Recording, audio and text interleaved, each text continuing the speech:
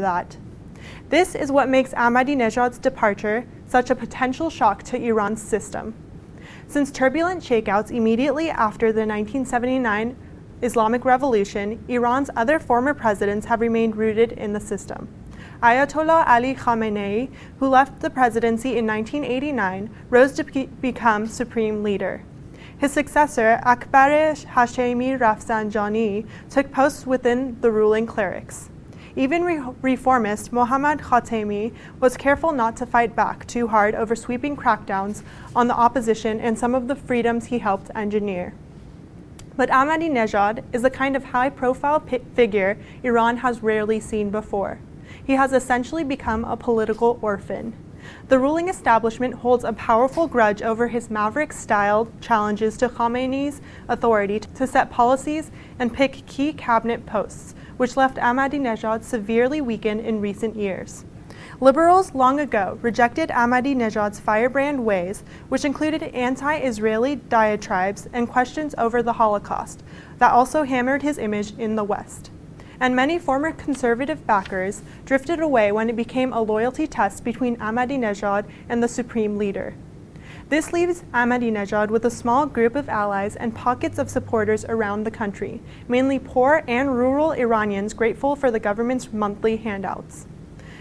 How he may leverage his remaining clout is very difficult to predict, said Ali Bigdeli, a professor in international relations in Tehran's Beheshti University.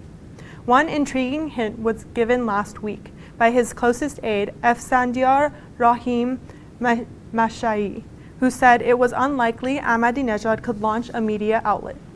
Mashai said, "We are not considering formation of a political party, but the media can be effective. The society needs media."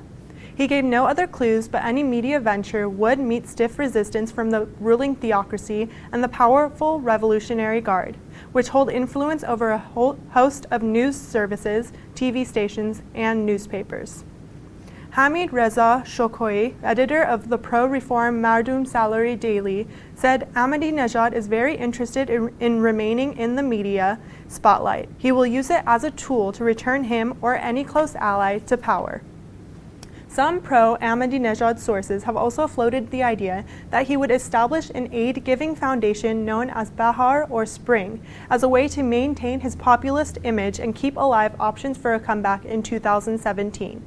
Iran's presidents must leave office after 2 consecutive terms, but it's possible to return after a political hiatus, as Rafsanjani tried in 2005 in his surprise loss to Ahmadinejad. Ahmadinejad, meanwhile, has not slowed down, even as Rouhani prepares to take over. He has kept up a steady pace of speeches, ribbon cuttings, and trips. It suggests that he wants to keep his statesman image sharp for possible independent outreach and attempts at keeping a voice in Iranian affairs. In early June, a criminal court summoned Ahmadinejad over a lawsuit filed by the country's parliament speaker and a parliamentary committee. There have been no further details, but Ahmadinejad and the speaker, Ali Larijani, have waged political feuds for years. In February, Ahmadinejad released a barely audible video that purported to show discussion over bribes that included Larijani's brother. Behroush Sojai, a columnist in several pro-reform newspapers, believes more legal action over his presidency may come as indirect punishment for battling the supreme leader.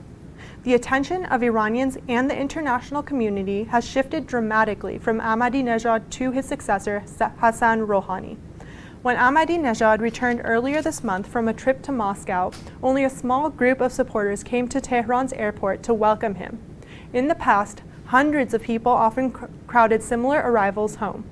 Meanwhile, Rouhani has been embraced by Iran's fast-moving street culture in ways never open to Ahmadinejad. The phrase Rouhani Mochakerim, or Thank You Rouhani, has become a term for hope, achievements, and complaints about Iran's sanctions-shattered economy. It's also a backhanded way for Ahmadinejad's opponents to bid him goodbye. The quip first surfaced just days after the June 14th election when Iran's soccer team qualified for the 2014 World Cup after beating South Korea. It went viral on Farsi websites after that. This month, a hip-hop audio clip carried the refrain Rouhani Mochakerim. The Tehran weekly Hamisheri Javan printed many of the internet messages in graffiti style on its front page. One pointed out the major economic challenges ahead, stating inflation declined to zero, Rouhani mocha kerim. On Sunday, Iran's central bank put inflation rate at nearly 36%. That concludes the article. Now, in my opinion, it's clear that Ahmadinejad wants to remain a prominent political figure in Iran.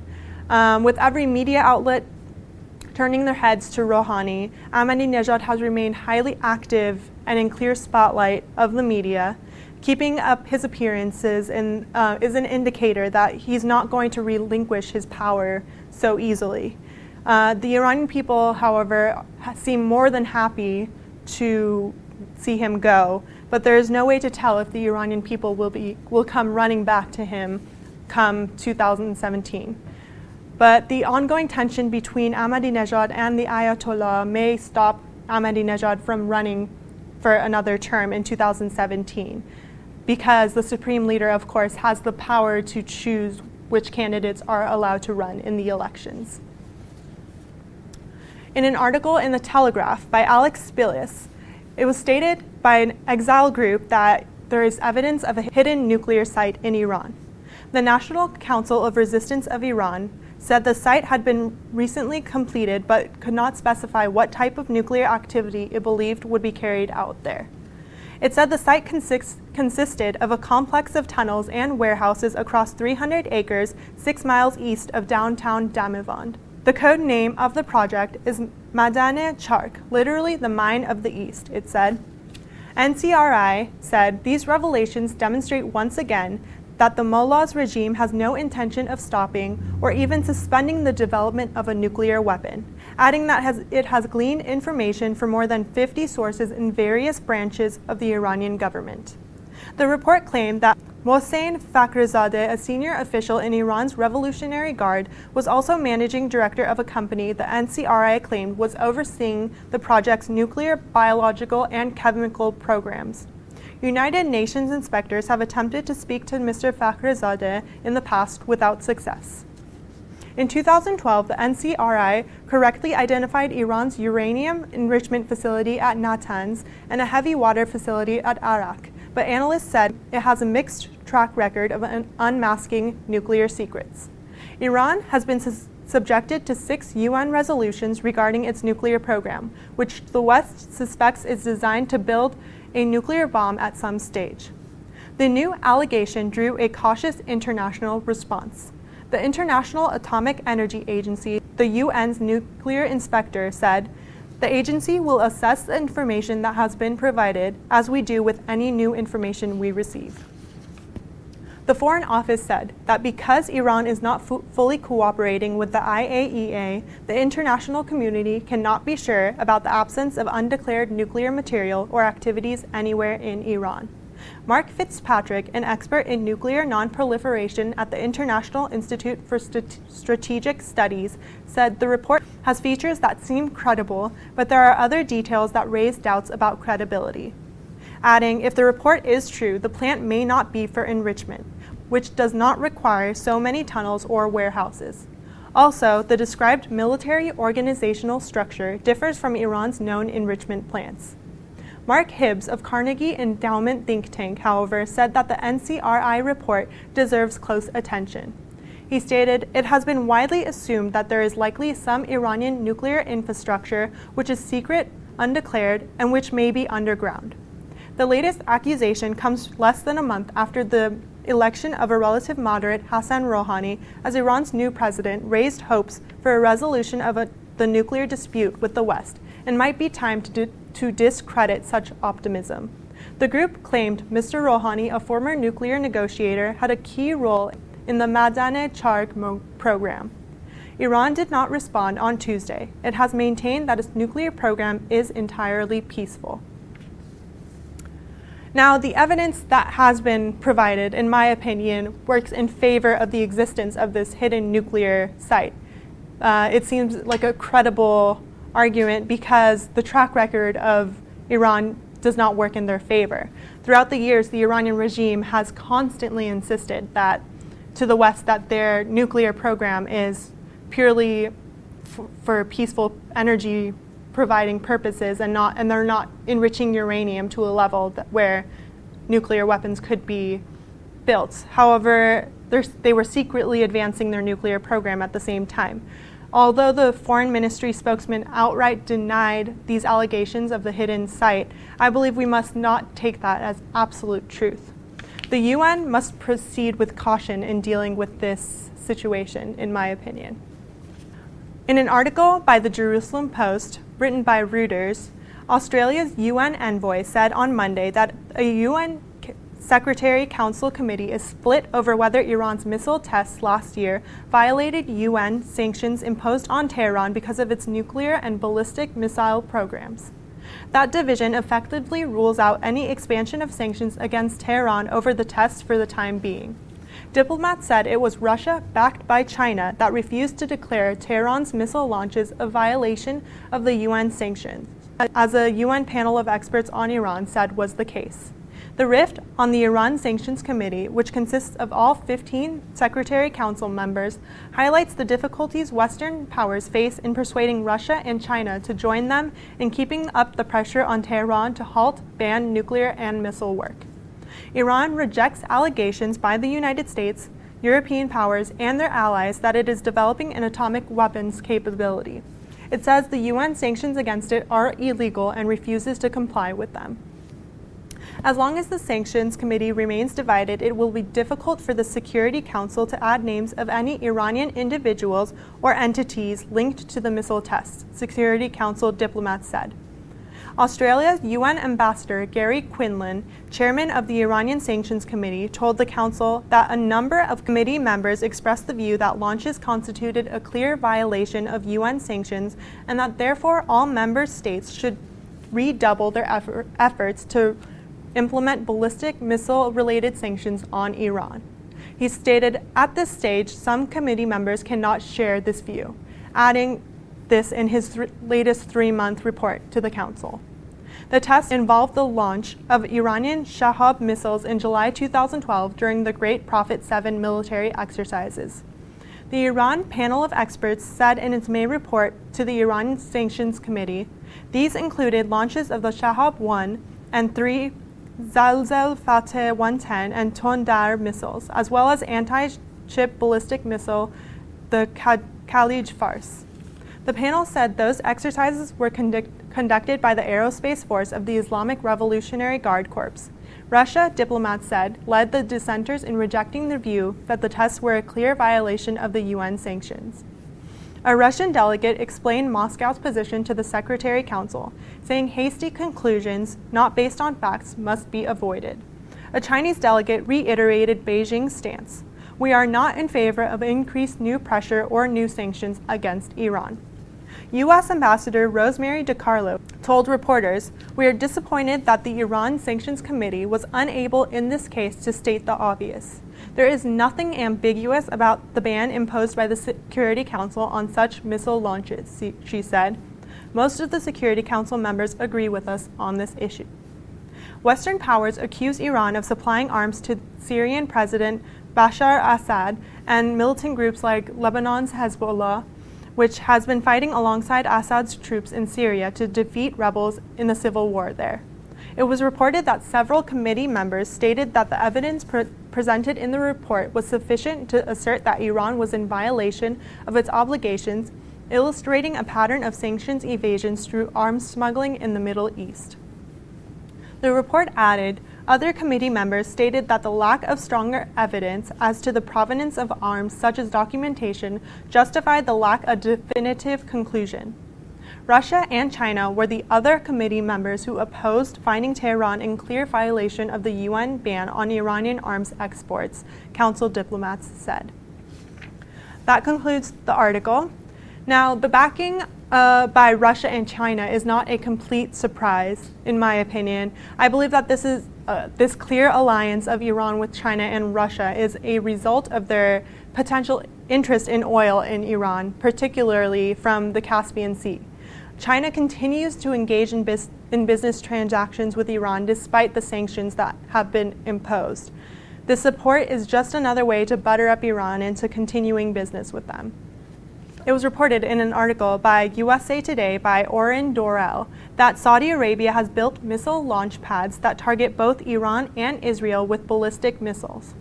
This is all according to imagery by and analysis by IHS Janes, the British security consultancy.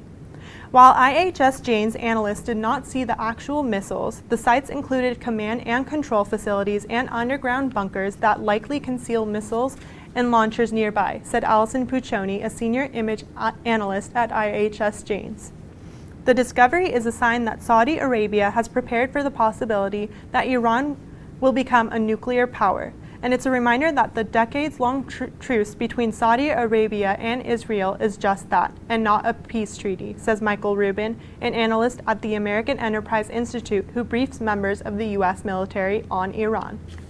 Rubin said the Saudis' predominant fear is that Iran will become a nuclear power. They're showing that they're serious. Puccioni said one site at Al-Wata is about 5 years old and others apparently built in the mid-2000s. They resemble missile launch sites in China built for the Dongfeng 3, a medium-range missile that can launch a 4,700-pound payload with a range of 16,000 miles. The DF-3 launches from trucks known as transporter erector launchers. Puccioni said, "We've not seen the TELs, but the entire area has drive-in bunkers. How far it goes into the mountain, I can't tell you, but it's wide and tall enough to accommodate a transporter erector launcher." IHS Janes analysts concluded that unlike two previously known sites, the new site at Al-Wata has a different layout than previously known missile bases, and that the new site potentially serves as a training and storage complex with the ability to perform operational missile launches as required. Launch pads at the new site also bear markings on the ground that point in the direction of Iranian and Israeli targets, they said. Robert Bunks, deputy editor of IHS Janes Intelligence Review, said, "Saudi Arabia is likely to begin rearming its missile stock with more modern and accurate intermediate-range ballistic missiles."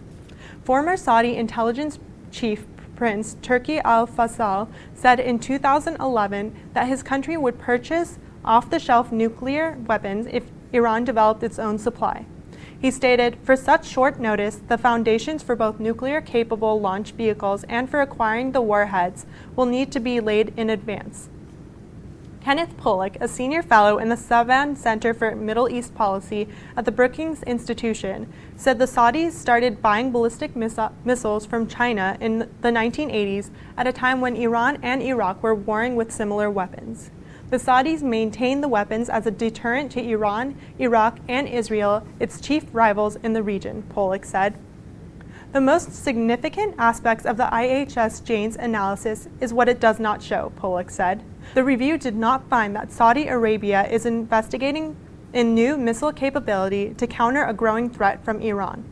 Rubin says Saudi Arabia's current alliance with the United States and its truce with Israel should not be taken for granted because the monarchy leadership is in flux. The succession to the Saudi throne passes from brother to brother, and many of that generation are now in their 80s. Rubin said each king may last a year or so, if not less. And among 3,000 or so princes, there are pro-Western moderates, as well as others who dislike the United States and lean toward radical theologies, Rubin said. He added, "Anyone looking at this structure must recognize that what seems safe today could pose a tremendous threat in the future." That was the article. Now, Saudi Arabia is clearly anticipating the likely possibility of Iran becoming a nuclear powerhouse. The threat from both sides is very real, and it shows just how serious Saudi Arabia is about the nuclear threat in Iran. That's all for today. Thank you for watching Iran Press Review.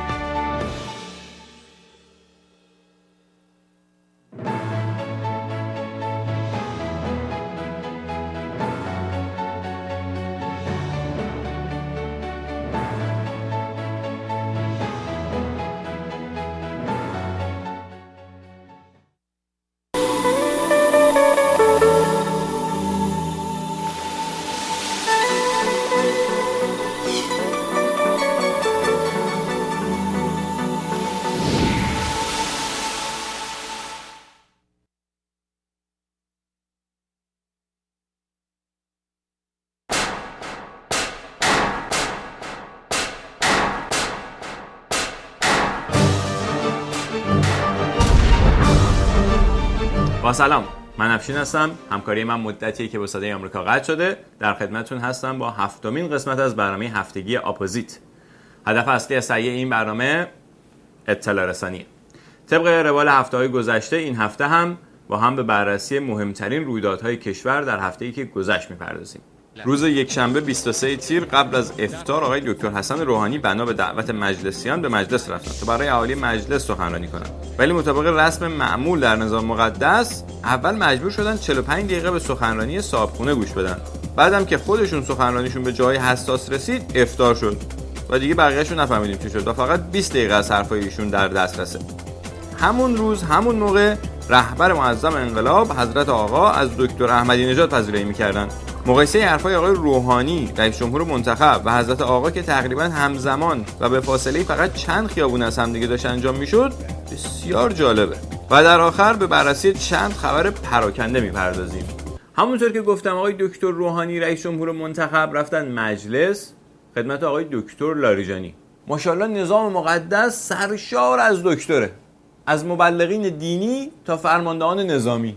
بعد از ورود آقای دکتر روحانی به مجلس و استقبال گرمی که از ایشون شد، آقای دکتر لاریجانی که حکم صاحب خونه رو داشتن برای استقبال رسمی پشت پودیوم رفتن و حدود نیم ساعت 45 دقیقه‌ای سخنرانی کردن. این سخنرانی در 3 بخش مختلف انجام شد. بخش اول موعظه. شکری که آلوده به نادانی نباشد، چشم دل او را به بزرگی و عظمتم باز می‌کنم و علم آفریدگانم را برای او آشکار می‌سازم.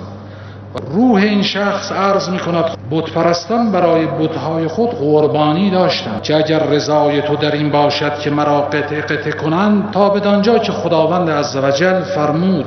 خداوند عزوجل روح این شخص بت‌پرستان. آقا جان، رئیس جمهور منتخب رو دعوت کردیم مجلس که براتون سخنرانی کنه. چه ربطی به موعظه کردن داره؟ مگه سفره حضرت ابوالفضل یا مراسم مذهبی دارین برگزار میکنین؟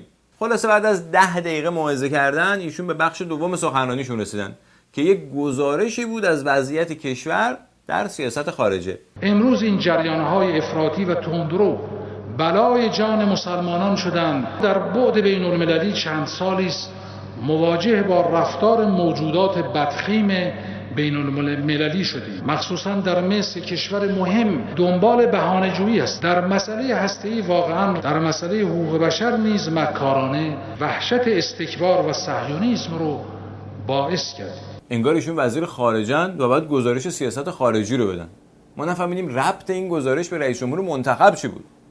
خلاصه ایشون بعد از اینکه این گزارش رو دادن رسیدن به مهمترین بخش از سخنرانی خودشون که ترسیم وضعیت مشکلات کنونی کشور برای رئیس جمهور منتخب و انتظارات از ایشون بود. از اینجا به بعد صحبت‌های دکتر لاریجانی رو خیلی سریع با هم بررسی می‌کنیم. اول بزرگترین مشکل و نگرانی نظام مقدس در حال حاضر چیه؟ امروز اقتصاد کشور دچار پدیده رکود و تورم است. باریکلا، که بخشی از این مشکلات برای چیه؟ بخشی از این مشکلات مربوط به رفتار ماجراجویانه در تحریم هاست. خب حالا اینکه کیا دارن ماجراجویی میکنن و بعداً بهش میپردازیم. اما بخش دیگه از این مشکلات رو چجوری باید حل کرد؟ برای حل بخش مهمی از مشکلات باید نگاه علمی در اقتصاد حاکم گردد. نگاه علمی یعنی چیزی که تو این 8 سال گذشته اصلاً وجود نداشته، انقدر که به نظر شما هم رسیده.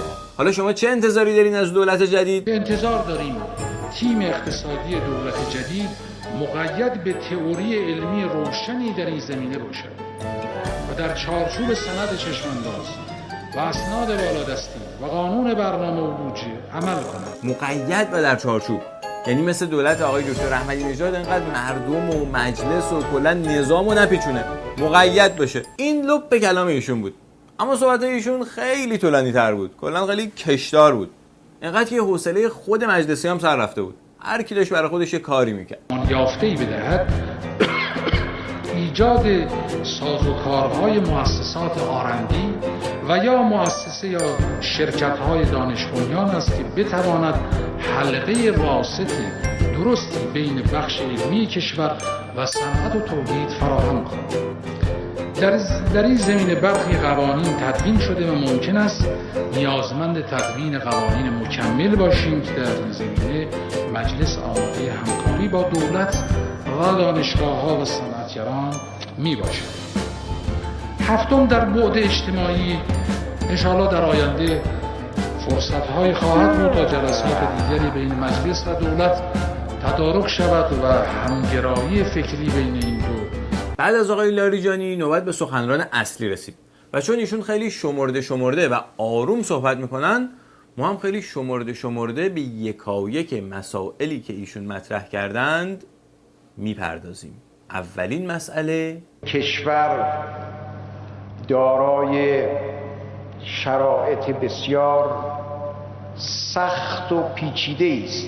این پیچیدگی ناشی از چی است اون موقع؟ این پیچیدگی برخیش از عملکرد داخلی است، برخیش از فشارهای ظالمانه خارجی است. البته این فشارهای ظالمانه خارجی ناشی از چی میگه آقای لاریجانی؟ عملکرد ماجراجویانه برخی از